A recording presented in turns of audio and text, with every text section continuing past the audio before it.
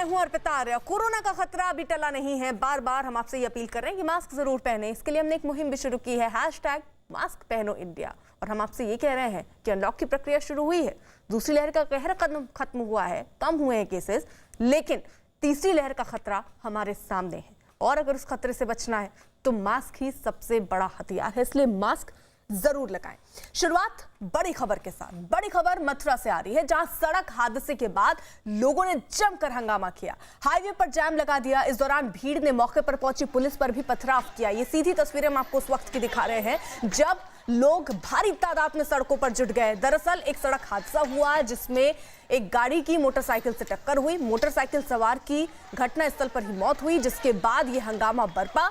भारी तादाद में लोग वहां जुट गए, हाईवे को जाम कर दिया। समझाने के लिए पुलिस की टीम पहुंची। टीम पर पथराव गांव वालों की तरफ से हुआ। गाड़ी जो पहुंची थी उस पर भी तोड़फोड़ की गई, जिसके बाद स्थिति को कंट्रोल करने के लिए, उसको नियंत्रण में लेने के लिए पुलिस को हल्का बल भी इस्तेमाल करना पड़ा है। फिलहाल कुछ लोगों को हिरासत में भी लिया गया है। स्थिति पर नियंत्रण पाने की पूरी कोशिश पुलिस की तरफ से की गई। तो ये सीधी तस्वीरें हम आपको मथुरा की दिखा रहे हैं। ये वो कार जिसमें पुलिस वाले यहाँ पर पहुंचे थे। गांव वाले इतने नाराज और गुस्से में थे कि इस गाड़ी को भी नहीं छोड़ा, इस पर भी पथराव करते नजर आए। और जो टीम पहुंची थी इनको समझाने के लिए पुलिस की, उन पर भी पथराव करते हुए नजर आए। कई लोग बताए जा रहे हैं घायल हैं, पुलिस वाले भी देखिए इसमें घायल हैं। हालांकि अस्पताल में भी भर्ती कराया गया है। उसके बाद स्थिति पर नियंत्रण पाने के लिए फिर वहां पर हल्का बल प्रयोग करना पड़ा, लाठीचार्ज करना पड़ा। उसके बाद कुछ लोगों को हिरासत में भी लेना पड़ा है। तो ये मथुरा की तस्वीरें हम आपको दिखा रहे हैं। अजीत हमारे साथ, हमारे सहयोगी जुड़ चुके हैं इस वक्त अपडेट के साथ। अजीत, कितनी देर चला ये हंगामा? हाँ देखिए, बिल्कुल ये लगभग 1 से 1.5 घंटे तक ये हंगामा चला। और जिस स्कॉर्पियो से युवक के साथ एक्सीडेंट हुआ था, जिसमें गौरव नाम का लड़का था जिसकी मौत हो गई, उसके ड्राइवर को गांव वालों ने बंधक बना लिया था। जिसके बाद पुलिस को सूचना मिली और पुलिस भारी संख्या में पहुंची ड्राइवर को छुड़ाने के लिए। जैसे ही पुलिस पहुंची, गाँव वालों ने पुलिस पर हमला कर दिया। जो स्कॉर्पियो थी उसको तोड़ दिया, इसके साथ पुलिस की गाड़ी पर पथराव किया। पुलिस कर्मी भी उसमें घायल हुए। आप तस्वीरों में देख सकते हैं कि सिपाही के सर पर पट्टी बांधी जा रही है। तो कई सारे जो गांव वाले थे उन्होंने अटैकिंग मूड में आ गए, जिसके बाद पुलिस को भी लाठीचार्ज करना पड़ा। उनको तितर बितर करने के लिए हल्का बल प्रयोग किया गया, जिसके बाद ग्रामीणों को हटाया गया। हालांकि वहां जो पुलिस के अधिकारी थे पहुंचे थे, अब उनकी तरफ से कहा जा रहा है कि स्थिति जो है वो कंट्रोल में कर ली गई है। जो डेड बॉडी थी उसे पोस्टमार्टम के लिए भेजा गया और जो दोनों गाड़ियां थी, स्कॉर्पियो और बाइक, दोनों को थाने भेजा गया है क्रेन से वहां से हटा के। और अभी कुछ लोगों को हिरासत में लिया गया है, जो लोग पथराव कर रहे थे, जिनके पथराव में पुलिस कर्मियों को चोट आई, जिन्होंने गाड़ी को तोड़ा। तो आपने पहले NH2 को जाम किया और उसके बाद पथराव किया, तो पुलिस अब कानूनी कार्रवाई में जुटी हुई है। ऐसे लोगों की शिनाख्त भी करे और लगभग आधा दर्जन लोगों को हिरासत में लेकर पूछताछ भी कर रही है। अजीत, कितने लोग घायल बताए जा रहे हैं? पुलिस के कितने जवान इसमें घायल हुए हैं? क्या कोई स्थानीय भी घायल हुआ है? देखिए, बिल्कुल पुलिस के ही लोग घायल हुए, जिसमें 2 सिपाहियों को सर में चोट आई थी, बाकी पैर में लगी थी। लेकिन कोई गंभीर नहीं है। ये अच्छी बात है कि जिन पुलिस कर्मियों को चोट लगी है वो अभी खतरे से बाहर है। उनके किसी के सर में चोट लगी थी, किसी के पैर में, हाथ में। 2 लोगों को थोड़ा ज्यादा चोट लगी थी, उनकी पट्टी दवाई कराई गई है जिला अस्पताल भेजकर। बाकी पुलिस ने सबको कंट्रोल में कर लिया और वहाँ जो लोग उपद्रव कर रहे थे उनको तितर बितर कर दिया है और कानूनी कार्रवाई कर रही है। यानी जो लोग पथराव कर रहे थे उनकी शिनाख्त की जा रही है पूछताछ के आधार पर। ठीक है अजीत, रहिए जरा आप साथ। जब घटनास्थल पर पुलिस वाले पहुंचे और स्थिति को नियंत्रण करने की कोशिश कर रहे थे और जब कंट्रोल पर स्थिति आ गई, उसके बाद पुलिस वालों का क्या कहना है, जरा वो भी सुनवा देते हैं। गौरव नाम का बच्चा है जिसकी उम्र करीब 21 साल है। वो अपने गांव से निकला था और स्कॉर्पियो से उसकी टक्कर हो गई, जिसमें उसकी डेथ हो गई। चूँकि इसी गांव का था तो गांव वालों ने ड्राइवर को बंधक बना लिया और पुलिस आई। पुलिस ने उसको बचाने का प्रयास किया। उसमें थोड़ा ईंट पत्थर भी चले हैं, जिसमें हमारे 1-2 पुलिसकर्मी घायल हुए हैं। अब मामला शांत है और बात हो गई है। डेड बॉडी यहाँ से भेज दी गई है। अग्रिम कार्रवाई पुलिस कर रही है।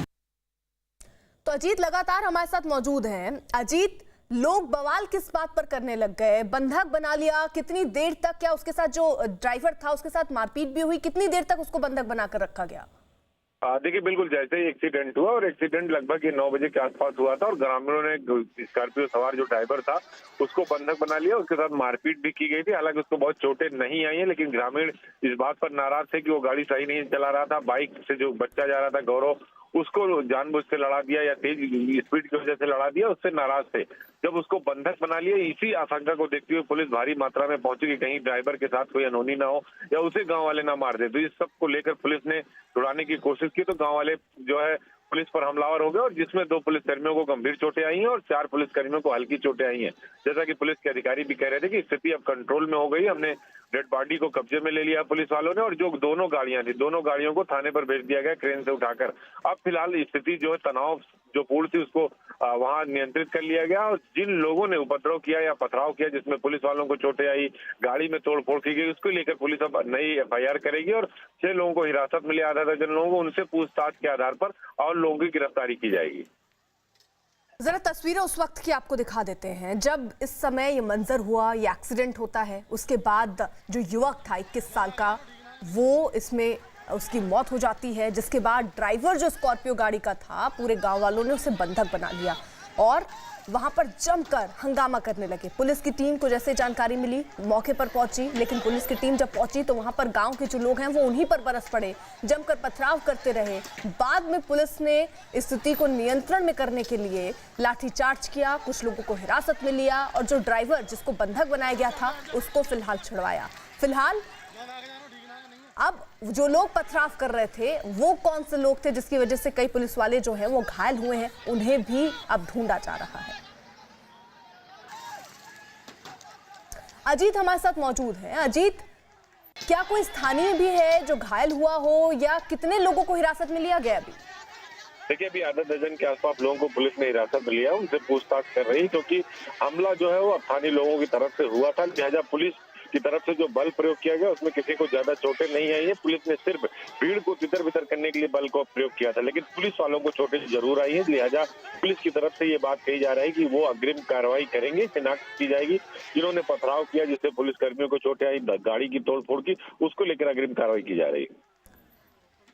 बिल्कुल, तो फिलहाल जिस तरीके की स्थिति वहां पर बनी थी, दिल्ली आगरा ये हाईवे, जहां पर काफी तादाद में गांव के जो लोग हैं वो सड़क पर जमा हो गए। उनकी नाराजगी इस बात की कि आखिरकार कैसे ड्राइवर गाड़ी चला रहा था कि एक युवक जो उसी गांव का था उसकी घटनास्थल पर ही मौत हो जाती है, उसके बाद ड्राइवर को बंधक बना लिया जाता है। पुलिस की टीम पहुंची, उस पर भी पथराव किया गया। फिलहाल जो स्थिति है उसको नियंत्रण में कर लिया गया है, कुछ लोगों को हिरासत में भी लिया गया है, कुछ पुलिस वाले घायल भी हैं लेकिन कोई गंभीर रूप से घायल नहीं है। और इसी बीच एक बड़ी खबर आ रही है, अवैध धर्मांतरण से जुड़ी अवैध धर्मांतरण केस की जांच यूपी एटीएस ने तेज कर दी है। न्यूज 18 के अजीत सिंह की खबर है कि यूपी एटीएस की एक टीम फतेहपुर जिले फिर पहुंची और मामले की छानबीन में जुट गई। खबर यह भी है कि इस मामले में एलआईयू ने फतेहपुर में उमर गौतम से जुड़े 50 से अधिक करीबियों के मोबाइल नंबर की लिस्ट एटीएस को सौंपी। साथ ही एटीएस उमर से जुड़े लोगों की चल अचल संपत्ति को भी खंगाल रही है। अवैध धर्मांतरण केस का आरोपी उमर गौतम मूल रूप से फतेहपुर जिले के पंथुआ गांव का रहने वाला है। अब उससे जुड़े करीबियों की एटीएस जांच पड़ताल कर रही है। इसके अलावा जिले के एक सीबीएसई बोर्ड के स्कूल और एक निजी मदरसे में फंडिंग की आशंका जाहिर की गई है। वही धर्मांतरण के तार दिल्ली के पास गुरुग्राम भी पहुंचते नजर आ रहे हैं। और आइए अब आपको गुरुग्राम के उस परिवार से जरा मिलवा दें जिस परिवार के बेटे को धर्मांतरण के इस गिरोह ने अपना शिकार बनाया।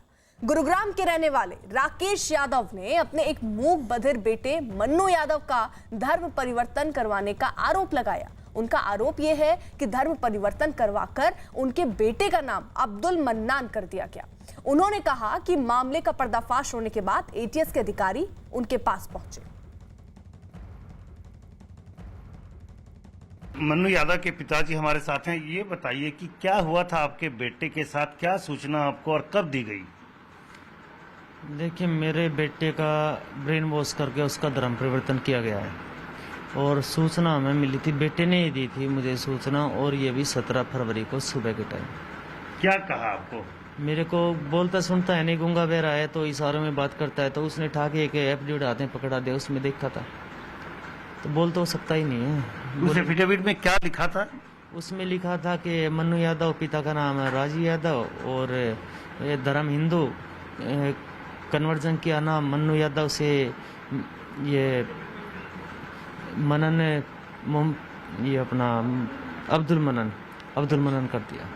अच्छा, वो नोएडा में कहाँ रहता था और क्या करने के लिए भेजा था आपने? देखिए, नोएडा में हमने कहीं नहीं भेजा है। 2017 में एक बार बच्चे ने जिद की थी कि मैं नोएडा में जाके वहाँ पे एजुकेशन लो, हमने मना कर दिया। लेकिन फिर जो साथ के शरारती तो बच्चे थे वे ले जाके उसको नोएडा, मतलब हमारी नॉलेज में नहीं था, वे वहाँ पे ले जाने लग गए। और वहाँ पे 1-2 घंटा जो क्लास चलती थी क्लास के जरिए वहाँ पे नोएडा के अंदर NDS में जाने लग गए थे। और बाकी हम तो उसको गुड़गांव भेजते थे पढ़ाई लिखाई के लिए। गुड़गांव उसकी जो है डिपेंडेंस स्कूल है उसके अंदर उसकी एजुकेशन स्टार्ट से चल रही थी UKG से। और अब ITI में वेल्डर करके फिटर का चल रहा था। फिटर में 22 तारीख में बल्कि उसका फाइनल एग्जाम था फिटर का। तो नोएडा के लिए हमने मना कर दिया था बिल्कुल साफ। नोएडा में तो मतलब बच्चों की वो थी कि बच्चों ने बहका के ले जा रहे थे उसको। हमने उस टाइम नोएडा के लिए मना कर दिया था। फिर उसने 2019 में भी जिद कर रही थी की थी जाने के लिए नोएडा में जाके वहाँ पे अच्छा स्कूल है, अच्छा वो है, सब कुछ मतलब। फिर हमने मना कर दी। फिर उसके बाद उसने नोएडा का जिक्र नहीं किया था कभी। मन्नू यादव की माता जी हमारे साथ हैं, उनसे बात करते हैं। आप पहले अपना नाम बताइए। अनीता। अनीता जी, आपको जब जानकारी दी बेटे ने, उसके बाद आपने क्या कोशिश की बेटे को वापस लाने के लिए, वापस पाने के लिए? देखिए जी, जैसे मेरे बेटे ने सुबह 17 फरवरी को 9 बजे मतलब हाथ में, वो अपने पापा की वेट में था, उसको जाने के लिए तैयार बैठा था। मैं कि बेटे नहा ले कि नहीं, और मेरा मैसेज आएगा, मैं तब घर से, मैं कितने टाइम जाएगा, मैसेज आएगा मेरा, तब मैं घर से निकलूंगा। मैं ठीक है। और बोले पापा को बुला दीजिए एक बार। चलो बुलाती हूँ। तो क्योंकि उससे 16 फरवरी को उन लोगों ने डॉक्यूमेंट्स मंगा लिए थे उसके सारे। हमें ये नहीं पता था, क्योंकि बच्चे ने हमें कहा, क्योंकि वो अपनी नौकरी की तलाश में घूमता था, कि मम्मी मेरे को अपना रेज्यूम वो देना है और मेरे को ये डॉक्यूमेंट्स चाहिए। उसके मेरे परिवार में कोई चीज भी अलग नहीं थी। मेरे बच्चे को हर चीज का पता था कहाँ क्या रखी है। तो उसका सारे कागज वगैरह जो एक फाइल में रखे हुए थे, वो अपनी मेरे को ये नहीं बताया कि मैं कौन सी लेके जा रहा हूँ, मैंने देखा नहीं। और वो अपनी 10वीं की और 12वीं की और ITI का डिप्लोमा और जो फिटर का सेम उसने पास किया था, ATM कार्ड, बैंक की कॉपी, ICICI बैंक की कॉपी, मतलब वो हर चीज उनसे, पेन कार्ड उन्होंने मंगवा ली। ये हमें बाद में पता चला। हम तो जाने भी ये नौकरी के लिए जा रहा है। बेटे से जो बात बीच बीच में होती है, तो उस दौरान क्या आपने समझाने की कोशिश की कि वापस आ जाओ? अब ये धर्म बदलने के बाद घर से जा रहा है, उसके बाद हाँ जी बिल्कुल। ये अब जब वीडियो कॉल आती है तो मैं उसको बार बार समझाती हूँ। यूपी के कानपुर में जबरन धर्म परिवर्तन कराए जाने की कोशिश का मामला सामने आया। न्यूज़ 18 के अजीत सिंह की खबर है कि वहां कर्नलगंज इलाके में कुछ हिंदू परिवारों का जबरन धर्म परिवर्तन करवाने के लिए दबाव बनाया गया, जिसके बाद वहां मारपीट का मामला भी सामने आया। हालात इतने बिगड़ गए कि कुछ परिवारों ने वहां से घर बेचकर जाने का फैसला कर लिया और इसके लिए अपने घर की दीवार पर लिख दिया कि मकान बिकाऊ है। मामले की जानकारी होने पर पुलिस ने पीड़ित परिवारों को सुरक्षा का भरोसा दिया है। भैया इसलिए बेच रहे हैं, सामने वाली बहुत खतरनाक औरत है, मुसलमानों ने कह रही है कि यहाँ से खाली करो। क्यों? इसलिए कह रही है कि यहाँ से पाकिस्तान बनेगा। कह रही यहाँ से पाकिस्तान बनेगा, ऊपर चढ़ के थूकेगी, चर्बी डालेगी, हड्डियाँ डालेगी, मेरे घर में छत में डालेगी। इसलिए हम बहुत दुखी हैं। उसको है तो देखो मार पीट करें ना, उसके बिटियन का खींच खाँच के कपड़े लत्ते फाड़े। और क्या कहते हैं ये लोग आपको? बस यही कह रहे हैं कि मुसलमान में सवाद मिलता है, हम लोग धर्म में आ जाओ तो सवाद मिलेगा। सपा सरकार आएगी तो क्या होगा अंजाम? तो भाई वही दहशत में सीओ साहब ने आश्वासन दिया है, ऐसा कुछ नहीं है और आप लोग कहीं ऐसा नहीं होगा। कार्रवाई सीओ साहब खुद ही कर रहे हैं। अभी SSP साहब भी आए थे, उन्होंने भी आश्वासन दिया है कि अब कहीं कुछ नहीं और ये सब मन से आप निकालिए, ऐसा कुछ नहीं हो, हम लोग बैठे हैं यहाँ पे। तो ये भी कहा गया कि दबाव बनाया जा रहा है धर्म परिवर्तन। हाँ, दबाव धर्म परिवर्तन का वो तो ये जो आफ्ताब और जोहरा करवा रहे थे, वो लोग तो घर से भाग ही गए हैं। क्या कह रहे थे बोले? कि यही काफिर बने हो और इस्लाम कबूल कर लो, मुसलमान बन जाओ।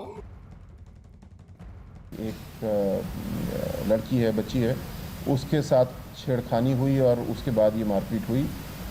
अलग अलग वर्जन आए, किंतु CCTV कैमरे, मोबाइल फ़ोन की इमेजेस से पूरी तरीके से चीज़ें स्पष्ट हुई। जो वांछित व्यक्ति हैं उनको चिन्हित किया गया है।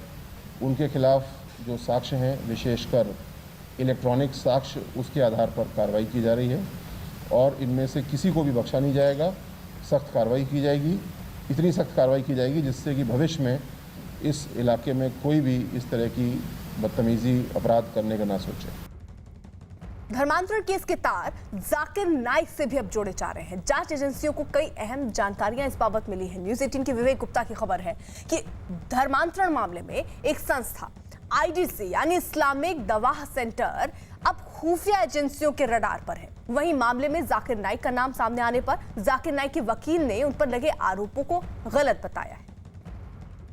इस समय हमारे साथ जाकिर नाइक के वकील मोबिन सोलकर जी, उनसे बात करते हैं। सर, एक बार फिर जाकिर नाइक का नाम सामने आया है और जो कन्वर्जन है, रिलीजियस कन्वर्जन, उसको लेकर देखिए, ऐसा लगता है कि इन केसेस को ज़्यादा जो है सेंसेशनलाइज करने के लिए डॉक्टर जाकिर नाइक का नाम लिया जाता है। ये जो एलिगेशंस किए जा रहे हैं कि वो इस कन्वर्जन के पीछे है, ये एलिगेशंस बिल्कुल गलत है। These allegations are false and baseless. He has got nothing to do with all these alleged conversions that are being spoken about, or the allegations that have been made. Neither Dr. Nayak nor his trust, the Islamic Research Foundation, has ever indulged in forced conversions. Or forget Dr. Nayak, the religion that he practices, वो religion जो इस्लाम है वो ही permit नहीं करता है इस तरीके के forced conversions को. The Quran itself prohibits forced conversions or conversions on the basis of the sword और इंड्यूसमेंट और कोवर्जन। तो ये एलिगेशन जो है ये बिल्कुल गलत है। लेकिन सर, जो 2 आरोपी पकड़े गए हैं, यूपी पुलिस ने जिनको गिरफ्तार किया, उन्होंने बाकायदा ये बोला है कि हमने 100 लोगों को कन्वर्ट किया है हिंदू से या फिर दूसरे रिलीजियंस को मुस्लिम है। ये उनका स्टेटमेंट आरोपी को माफ कीजिएगा, यूपी पुलिस के सामने। उन्होंने कहा है कि ये सब कुछ के पीछे जाकिर नाइक है, जाकिर नाइक के कहने या उनके इशारे पे सब कुछ होता है। देखिए, ये जो अक्यूज स्टेटमेंट है, कानून में इसकी कोई अहमियत नहीं होती है, बिकॉज एक अक्यूज अपने आप को बचाने के लिए या पुलिस के प्रेशर में, आज जो है ये आरोपी है, ये कस्टडी में है पुलिस के, और पुलिस के कस्टडी में आपको तो पता है कि कोई भी आरोपी कुछ भी बोल सकता है। इस वजह से कानून में ऐसे जो है को अक्यूज स्टेटमेंट होते हैं या जो अक्यूज के स्टेटमेंट्स होते हैं जो पुलिस कस्टडी में दिए जाते हैं, इसकी कोई अहमियत नहीं होती, और इस वजह से जो है इनको ज़्यादा अहमियत आप लोगों ने भी नहीं देना चाहिए। वहीं यूपी के गाजियाबाद में जबरन धर्म परिवर्तन करवाने के आरोप में उमर गौतम की गिरफ्तारी के बाद अब इस गिरोह के जो तार हैं वो देश के कई राज्यों से जुड़ते नजर आ रहे हैं। एटीएस की जांच में ये बात सामने आई है कि देश के कई राज्य, 1-2 नहीं, कई राज्य ऐसे हैं जहां इस गिरोह ने कब्जा किया था। करीबन 1000 से ज्यादा लोगों का धर्म परिवर्तन कराया। जांच में यह भी सामने आया कि इस काम के लिए विदेशों से फंडिंग हुई। जांच में अमेरिका, कतर, कुवैत से भारत में मौजूद 65 से ज्यादा एनजीओ में पैसा भेजे जाने की बात सामने आई है, और इनमें से ज्यादातर संस्थानों से उमर गौतम भी जुड़ा है। न्यूज़ 18 के हरीश गौड़ की खबर है कि हरियाणा के फरीदाबाद में Mewar trust for educational welfare इस नाम की एक ट्रस्ट है, और आरोपी उमर गौतम 1997 से उससे जुड़ा था। लेकिन उसकी गिरफ्तारी के बाद अब ट्रस्ट ने उसकी सदस्यता को रद्द कर दिया। ट्रस्ट की तरफ से यह भी कहा गया कि अमेरिका से उसके ट्रस्ट के लिए डोनेशन जरूर आती है, लेकिन इसका इस्तेमाल धर्म परिवर्तन कराने पर नहीं किया जाता है।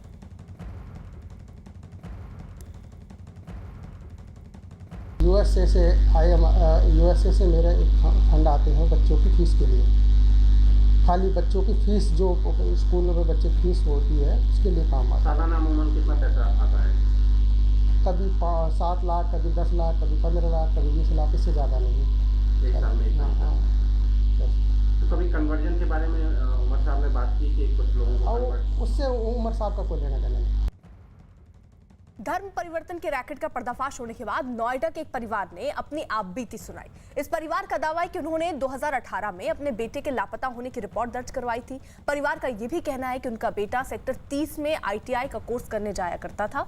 परिवार के मुताबिक उनके बेटे का धर्म परिवर्तन करवाकर उनका नाम रेहान अंसारी रख दिया गया। परिवार का कहना है कि उनके बेटे के सोशल मीडिया अकाउंट से यह भी पता चला कि वो कुछ पाकिस्तानी लोगों के भी संपर्क में था। पुलिस ने पीड़ित परिवार को उनके बेटे की तलाश में मदद का भरोसा दिया है।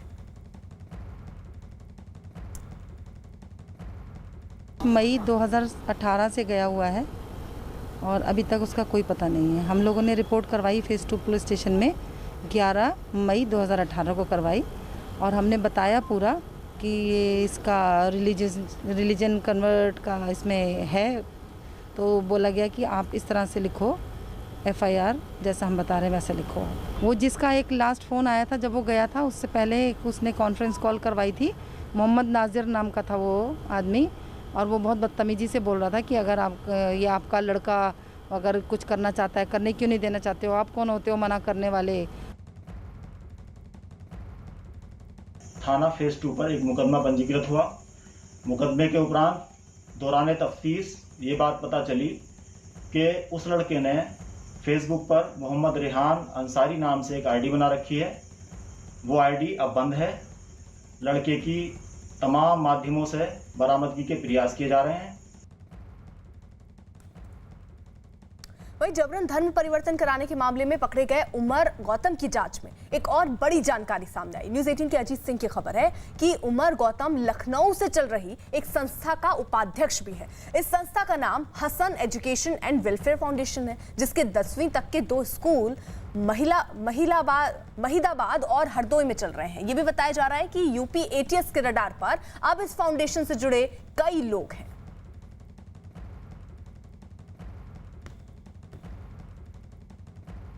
वहीं धर्मांतरण के तार अलीगढ़ से भी जुड़ते दिख रहे हैं।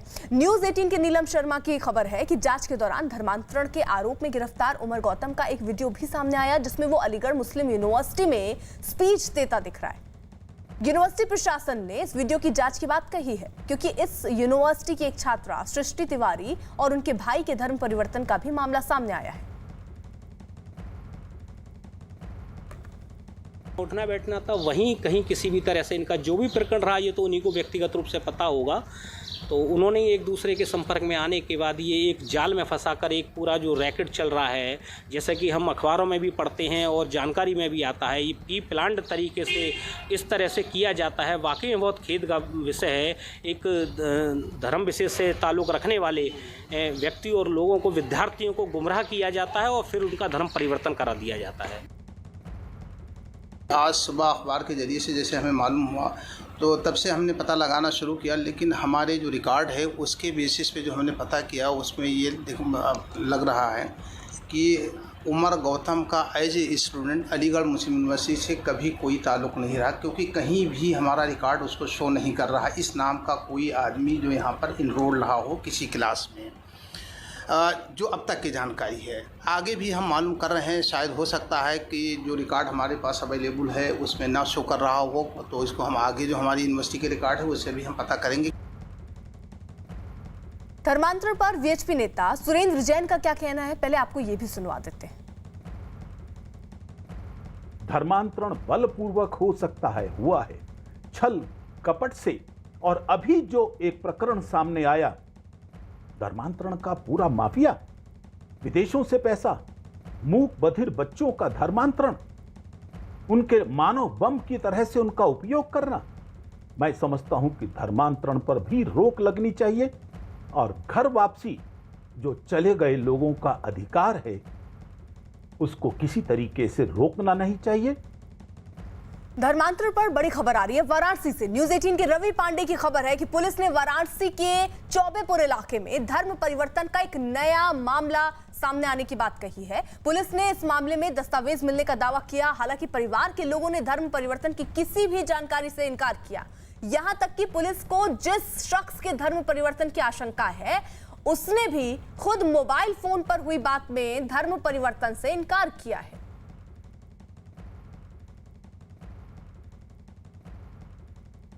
हम लोग आए हुए हैं, कुछ जानकारी थी धर्मांतरण संबंधी, तो गांव में हम लोगों को जानकारी की, ऐसी कोई बात प्रकाश में नहीं आई है। हमारे वरिष्ठ अधिकारी आएंगे, आपको विशेष बातें बताएंगे। हाँ, घर पे गए थे, घर वालों को कोई जानकारी नहीं थी। क्या जिसके ऊपर धर्मांतरण की बात हो रही वो मिले क्या? नहीं, वो नहीं मिला।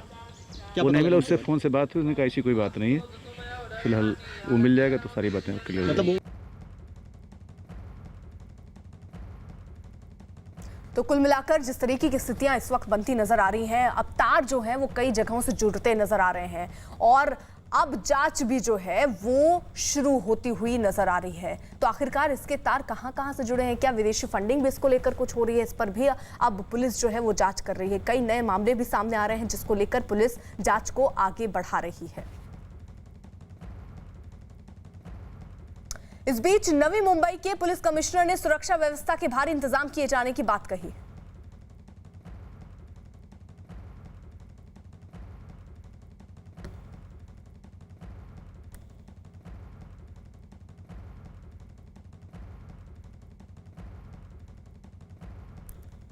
इस बीच बड़ी खबर आ रही है नवी मुंबई से, जहां नवी मुंबई एयरपोर्ट के नाम पर घमासान बढ़ता जा रहा है। भारी संख्या में प्रदर्शनकारी नवी मुंबई की तरफ बढ़ रहे हैं। नवी मुंबई में प्रदर्शनकारियों के जुटने की खबर के बीच भारी संख्या में पुलिस बल की तैनाती की गई। सुरक्षा व्यवस्था को बनाए रखने के लिए पुलिस ने कड़े बंदोबस्त किए। प्रदर्शनकारी नवी मुंबई में सड़कों पर जाम लगाते हुए दिख रहे हैं। फिलहाल पुलिस ने प्रदर्शनकारियों को पहले ही रोक दिया। कोरोना की वजह से पुलिस ने प्रदर्शन की इजाजत नहीं दी। प्रदर्शनकारी नवी मुंबई में बन रहे एयरपोर्ट का नाम डीबी पाटिल के नाम पर रखने की मांग कर रहे हैं। तो एक खबर जो है नवी मुंबई से, जहां नवी मुंबई एयरपोर्ट के नाम पर घमासान जो है वो बढ़ता जा रहा है। ये तस्वीरें जरा देखिए, भारी तादाद में लोग सड़कों पर हैं, हाथों में बैनर पोस्टर लेकर भारी संख्या में प्रदर्शनकारी नवी मुंबई की तरफ बढ़ रहे हैं। नवी मुंबई में प्रदर्शनकारियों की जुटने की खबर के बीच पुलिस की तैनाती भी की गई है। पुलिस के जवान ज्यादा तादाद में वहां पर लगाए गए। सुरक्षा व्यवस्था को बनाए रखने के पुलिस ने कड़े बंदोबस्त भी किए हैं।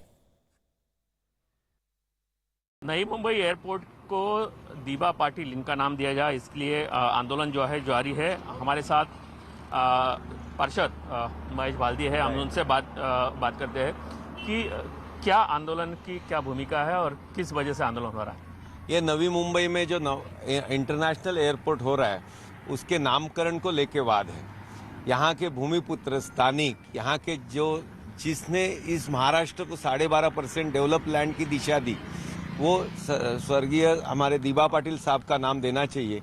ये मांग कई 2008 से चल रही है, लेकिन ये सरकार ने बाला साहेब ठाकरे का नाम का ठहराव किया, वो भी 15 अप्रैल को। तो उसकी रिएक्शन है, स्थानिक भूमिपुत्र प्रकल्पग्रस्त यही चाहते हैं कि इस एयरपोर्ट को दीबा पाटिल साहब का नाम दिया जाए, जबकि सरकार राज्य के मुख्यमंत्री उनके पिताजी का नाम लगाना चाहते हैं। स्थानिक प्रकल्पग्रस्तों की भावना है कि जिन्होंने उनको 12.5% दिलाया, 22% दिलाया, ये नवी मुंबई डेवलप करने में जिनका महान योगदान है, ऐसे दीबा पाटिल साहब का नाम होना चाहिए। इस मांग को लेकर आज वहाँ पर उन्होंने जो एक्शन ली उसका रिएक्शन है। आज सड़कों पे हम लोग सब धरना दे रहे हैं।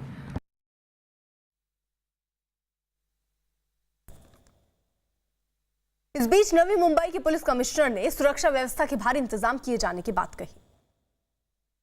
नवी मुंबई एयरपोर्ट को लेकर अब जो उसका नाम है उसका विवाद खड़ा हो गया है और आज कृति समिति के लोगों ने प्रदर्शन करने का आह्वान किया है। हजारों की संख्या में लोग यहाँ पे पहुंच सकते हैं, लेकिन नवी मुंबई पुलिस ने इसकी परमिशन नहीं दी है। और ज्यादा जानकारी के लिए इस समय खुद हमारे साथ Navi Mumbai police commissioner Vipin Singh sir हैं, उनसे बात करते हैं। सर, परमिशन नहीं दी है, लेकिन फिर भी लोग जबरदस्ती आते तो पुलिस क्या एक्शन लेगी? अभी जो चल रहा है, अभी ये कोरोना का टाइम है, इसमें कोई परमिशन हमने नहीं दिया है।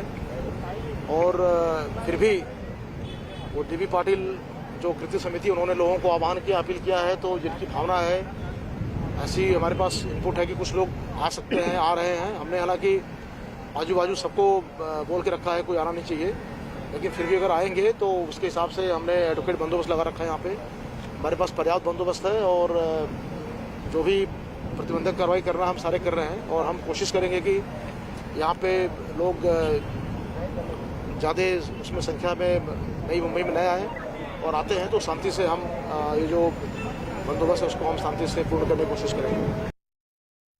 तो पूरी चाक चौबंद व्यवस्था वहां पर की गई है, क्योंकि प्रदर्शन की इजाजत नहीं दी गई थी। लेकिन लोग जो हैं वो भारी तादाद में, तस्वीरें भी मैं आपको दिखा रहे थे, आगे बढ़ रहे हैं।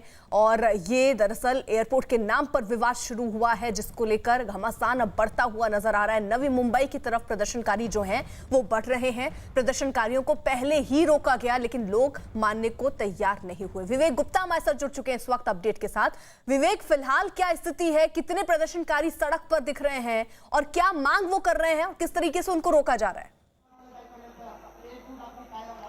अर्पिता, देखिए मैं आपको सबसे दो तस्वीरें दिखाई जाऊंगा। पहली तस्वीर देखिए किस तरीके से जो नवी मुंबई पुलिस है, उन्होंने किस तरीके से पूरे हाईवे पे यहाँ पे खड़े हुए हैं और कोई भी इंसान ये क्रॉस कर आगे ना बढ़े। इसलिए मैं आपको दिखाना चाहूंगा कि हजारों की संख्या में कम से कम 5000 पुलिसकर्मी यहाँ पर मौजूद हैं। बाकायदा रैपिड एक्शन फोर्स की टीम भी मौजूद है और जिस तरीके से उन्होंने हाईवे पे खड़े हुए हैं, देखिए किस तरीके से पूरा बंदोबस्त है कि ये जो लोग जो प्रदर्शनकारी हैं वो सिडको भवन जो नवी मुंबई एयरपोर्ट बना रही है वहां तक ना पहुंच पाए। ये देखिए रैपिड एक्शन फोर्स की टीम है, बाकायदा आंसू गैस के जो वेपन्स है वो लिए हुए हैं, बाकायदा फीमेल जो अधिकारी है वो मौजूद है यहाँ पर। यानी कि नवी मुंबई पुलिस की पूरी तैयारी है, पूरी तरह से मुस्तैद दिख रहे हैं कि कोई भी प्रदर्शनकारी किसी भी हाल में सिडको भवन ना पहुंच पाए। ये तो थी नवी मुंबई पुलिस की तैयारी। अब मैं आपको दूसरी तस्वीर दिखाना चाहूंगा जहां पर कोरोना नियम की धज्जियां उड़ाते हुए जो कृति समिति के जो हजारों समर्थक है, वो देखिए हजारों समर्थक यहाँ पहुंच चुके हैं और उनकी जो मांग है, उनकी मांग है कि नवी मुंबई एयरपोर्ट के जो शेतकारी संगठन के नेता थे दीवा पाटिल, उनके नाम ये एयरपोर्ट होना चाहिए। शिवसेना कह रही है कि ये एयरपोर्ट जो है वो बाला साहब ठाकरे के नाम पे होगा। तो अब नवी मुंबई एयरपोर्ट के नाम को लेकर पूरा विवाद खड़ा हो गया है। अब कृति समिति के जो लोग हैं उनका साफ तौर पर कहना है कि जब एयरपोर्ट की जमीन का जब विवाद चल रहा था तो उस समय जिनको शेतकारी संगठन के नेता थे दीवा पाटिल, उन्होंने काफी ज्यादा मदद की थी। इसलिए जो एयरपोर्ट है वो दीवा पाटिल के नाम पे ही बनना चाहिए। उसी के समर्थन में देखिए हजारों की संख्या में, अगर जहां तक कैमरा की जो लेंस जा रही है, हजारों की संख्या में लोग यहाँ पर पहुंच चुके हैं। लेकिन सबसे ज्यादा खतरा अर्पिता कोरोना को लेकर है, क्योंकि नवी मुंबई पुलिस ने कोरोना को लेकर ही किसी भी प्रदर्शन की अनुमति और परमिशन नहीं दी थी। उसके बावजूद भी जिस तरीके से भीड़ यहाँ पे इकट्ठा हो रही है, तो कहीं ना कहीं एक बड़ा ये स्प्रेडर हो सकता है, क्योंकि तीसरी लहर को लेकर महाराष्ट्र सरकार ने पहले चेतावनी दी है कि तीसरी लहर जल्द आ सकती है महाराष्ट्र में। उसके बाद ऐसी तस्वीरें अपने आप में काफी ज्यादा डरावने वाली है। बहुत सारे ऐसे लोग हैं जो मास्क नहीं लगाए हुए हैं और लेकिन विरोध प्रदर्शन करने यहाँ पहुंच चुके हैं। नवी मुंबई पुलिस का साफ तौर पर कहना है कि इससे आगे अगर वो जाते हैं तो उन्हें कानूनी कार्रवाई करनी पड़ेगी। देखिए बाकायदा झंडे बैनर लेके दीवा पाटिल के जो बैनर है उनको लेकर यहाँ पे पहुंचे हुए हैं। एक स्टेज बनाया गया, अगर मैं अपने कैमरे सॉफ्टवेयर से बोलूंगा, स्टेज बनाया गया है। बाकायदा वहाँ पे देखिए जो म्यूजिक बजाई जा रही है और लोगों को मोटिवेट किया जा रहा है। और धीरे धीरे जो लोग हैं वो मुंबई, पालघर, थाने, नासिक, अलग अलग जगहों से यहाँ पर हजारों की संख्या में इकट्ठा हो रहे हैं। अब इनका ये कहना है कि ये सब होने के बाद जो मेरे पीछे जो रास्ता देख रहे हैं, जहाँ पर पुलिस ने पूरा बंदोबस्त लगा के रखा हुआ है, यहाँ से वो सीधे की तरफ सिडको भवन की तरफ जाएंगे। अगर मैं आपको सिडको भवन का रास्ता दिखाऊं तो आप साफ तौर पर देख सकते हैं कि यहाँ से जहाँ ये प्रदर्शनकारी इकट्ठा है, यहाँ से तकरीबन 2 किलोमीटर आगे सिडको भवन का रास्ता है। ये देखिए सामने पहले नवी मुंबई पुलिस के लोग हैं, उसके बाद RAF के लोग हैं, उसके बाद पीछे देखिए जो हाईवे है वो पूरी तरह से बंद कर दिया गया है और सामने जो बैरिकेडिंग लग रही है, सामने बैरिकेडिंग के बाद ही जो है वो सिडको भवन का दफ्तर है, वहां पर प्रदर्शनकारियों को पहुंचना है। लेकिन नवी मुंबई पुलिस ने पूरे 2 किलोमीटर पहले ही ये पूरा बंदोबस्त करके रखा हुआ है और किसी भी आंदोलनकारी को वहां तक पहुंचने के लिए कोशिश रहेगी कि नहीं की जाए। लेकिन जिस तरह से नवी मुंबई के पुलिस कमिश्नर विपिन सिंह बता रहे थे कि अगर किसी ने भी लॉ एंड ऑर्डर अपने हाथ में लिया तो उनके खिलाफ सख्त से सख्त कानूनी कार्रवाई की जाएगी। ठीक है विवेक, जरा एक बात बताइए, क्योंकि प्रदर्शनकारी तो पहले से ही ये मांग अपनी लेकर सामने आ ही रहे थे, क्या सरकार की तरफ से ये प्रस्ताव नहीं रखा गया कि बातचीत के माध्यम से इसको सुलझा लिया जाए? क्योंकि कोरोना की स्थिति से तो हम जूझ रहे हैं और आज जो ये टकराव की स्थिति जो दिख रही है, पुलिस की भारी तैनाती करनी पड़ी है, इसको टाला जा सकता था बातचीत के माध्यम से। हाँ बिल्कुल, ये सही कहा अर्पिता आपने। देखिए 2 मीटिंग हुई थी पुलिस और जो कृति समिति के लोग 2 बार मीटिंग हुई थी, लेकिन दोनों बार मीटिंग में बात आगे नहीं बढ़ी। फिर उन्होंने सरकार के सामने भी मांग रखी कि किसी तरीके से जो नाम का विवाद पूरी तरह से खत्म कर देना चाहिए। लेकिन आपको बताना चाहिए कि महाराष्ट्र में 3 पार्टियों की सरकार है, उसमें शिवसेना भी है। तो शिवसेना का साफ तौर पर कहना है कि अगर नवी मुंबई में एयरपोर्ट बनता है तो उनकी सरकार उस एयरपोर्ट को बना रही है और इसलिए उस एयरपोर्ट का नाम बाला साहब ठाकरे एयरपोर्ट ही रखना होगा। लेकिन दूसरी तरफ जो कृति समिति के लोग हैं उनका साफ तौर पर कहना है कि जब ये पूरा जमीन विवाद चल रहा था एयरपोर्ट को लेकर, टॉयज और गेम्स के मामले में